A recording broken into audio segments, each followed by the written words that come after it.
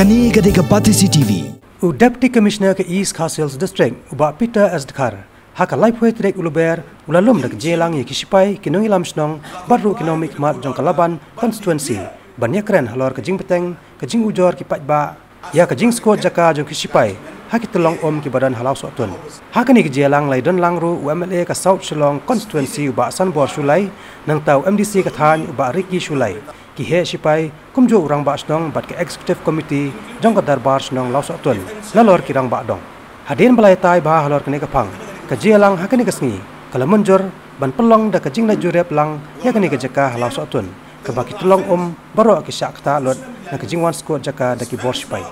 Kim Shim la comply with the court order but declare ya kata hi ka jaka as a protected catchment area Kababasa which this lands is feeding water not only to the people of Greater Laban, even to the entire Shillong adjoining areas, including defense area. Kayu. Tekana kali kita si Kim Shim lale. Ban declare sun tega jaka banwar ka government ka alam declare tengah kala fence. How to Islam gilali ban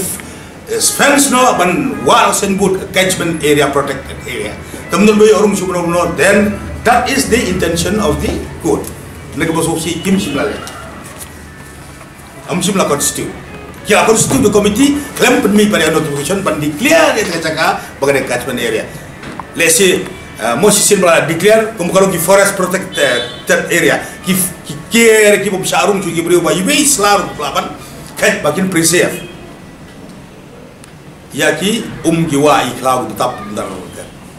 kadang-kadang drop Kani gade ke Pati CTV.